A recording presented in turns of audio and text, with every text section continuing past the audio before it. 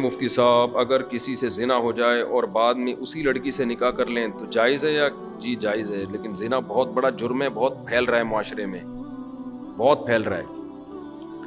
اور یہ دیکھو زنا مردوں سے نہیں پھیلتا، عورتوں سے پھیلتا ہے، خوب سمجھ لیں۔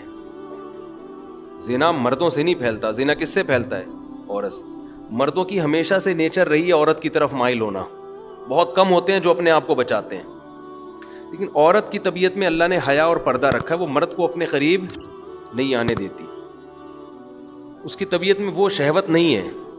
لیکن جب عورت میں حیا ختم ہو جائے نا، بے پردہ ہو گئی، مردوں سے گپ شپ لگانا، اس کو جو جس کے کہتے ہیں نا بہت بولڈ ہو گئی ہیں، وہ ان میں ایک جھجک ہی ختم ہو گئی۔ جو ایک مرد سے عورت میں حجاب اللہ نے رکھا ہے کہ وہ مرد سے بات کرتے ہوئے ہچکچاتی ہے، جب یہ ہچکچاہٹ ختم ہو گئی تو اب جب عورت تک پہنچنا آسان ہو جائے نا، تو عورت خود اس کو رکاوٹ نہ ڈالے تو پھر بچنا، پھر چند فیصد لوگ ہی بچ پاتے ہیں۔ اس کی میں آپ کو مثال دیتا ہوں، قرآن نے یہ تو بیان کیا ہے بڑے اہتمام سے کہ یوسف علیہ السلام کو عورت نے دعوت دی مگر یوسف علیہ السلام اس کے قریب نہیں گئے، یہ بہت بڑا کمال تھا نا پیغمبر کا۔ اور بھی اس طرح کے واقعات ملتے ہیں، حدیث میں آتا ہے کوئی خوبصورت مالدار منصب والی عورت کسی کو زنا کی دعوت دے اور وہ اللہ کے خوف سے نہ قریب جائے تو ایسا شخص اللہ کے عرش کے سائے میں ہوگا قیامت کے دن۔ تو لیکن اس کی مثالیں کہ مرد دعوت دے رہا ہو اور عورت بھاگ جائے، یہ کوئی بڑا کمال نہیں سمجھا جاتا۔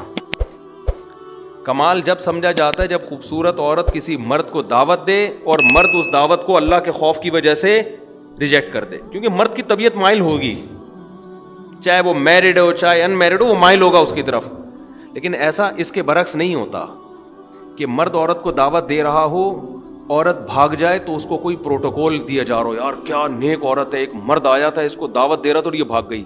وجہ کیا ہے کہ اس نے وہی کام کیا جو اس کی نیچر ہے، وہ اتنی جلدی مرد کی طرف مائل بولے نا۔ قرآن میں کوئی ایسا واقعہ نہیں ہے کہ ایک مرد نے یہ عورت کو دعوت دی اور وہ عورت بچ نکلی تو قرآن نے اس کو بڑا پروٹوکول دی۔ بھائی یہ تو نارمل ہے، یہ تو ہوتا ہے، اتنا آسان ہوتا ہے کہ مرد عورت کی طرف مائل ہوا اور عورت بھی مائل ہو جائے، پھر تو زنا اتنا پھیل جائے، کیونکہ مردوں کو تو ہر دوسرے بازاروں میں جاتے ہر عورت اچھی لگ رہی ہوتی ہے نا، ہر دوسری عورت، تو کیا وہ کیوں اس سے رابطہ نہیں کرتے؟ ان کو پتا ہے کہ وہ لفٹ نہیں کرائے گی، وہ نہیں کرائے گی لفٹ، اس کو گھیرنا آسان کام نہیں ہے۔ لیکن مرد کے لیے عورت کو پٹانا بہت آسان ہے۔ کوئی بھی خوبصورت عورت کسی بھی مرد کو دعوت دے گی نا، 100 کو دعوت دے گی، ایک شاید بچ جائے، 99 اس کی طرف رسپانس کریں گے وہ۔ لیکن ایک مرد اگر 100 عورتوں کو دعوت دے تو شاید ایک رپلائی کرے، 99 بھاگ جائیں۔ سمجھتے ہو؟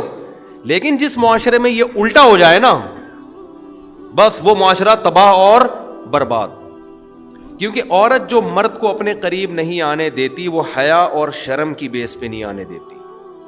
یہ عورت کی نیچر ہے، وہ مرد پر کی طرف بہت جلدی مائل نہیں ہوتی، مرد میں اتنی اٹریکشن اللہ نے نہیں رکھی ہے، سمجھ رہے ہیں؟ عورت میں اٹریکشن ہے، دیکھتے ہی آدمی فریفتہ ہو جاتا ہے نا، لوگ دیکھ نہیں رہے ہوتے انٹی گزری، یار نظر کیسے جھکائیں، یار کیا بات کر رہے ہو مفتی صاحب، کون سے زمانے کی بات کر رہے ہو، لوگ کہتے ہیں نا۔ لیکن انٹی کے لیے نظر جھکانا بہت، وہ اٹھاتی نہیں ہے نظریں عام طور پہ، وہ کہتی کیا ہے اس میں۔ تو اللہ نے مرد کو جو جمال دیا ہے نا، اس کو روب کے پردے ڈال دیے، مردانہ وجاہت ڈال دی ہے، جس کی وجہ سے اس میں فوری اٹریکشن نہیں ہوتی۔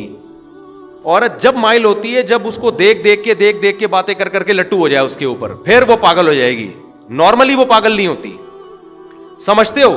لیکن جب حیا ختم کر دیا آپ نے، مردوں سے میل جول کی اس کو اجازت دے دی آپ نے، تو پھر اس کو کسی مرد کو سمجھنے میں بہت ٹائم مل جاتا ہے، اس کو پڑھنے میں، اس کو نا اس کی صلاحیتیں اس کے سامنے آنے کے لیے اس کے پاس ٹائم بہت، تو وہ رہ کے پھر وہ اینالائز کرتی ہے اور وہ فیصلہ کرتی ہے بھائی یہ آدمی مکھنچو ہے، یہ اس قابل ہے کہ اس سے دوستی لگائی جائے، یہ بہت اب آہستہ آہستہ اس میں حیا کیا ہو جاتی ہے،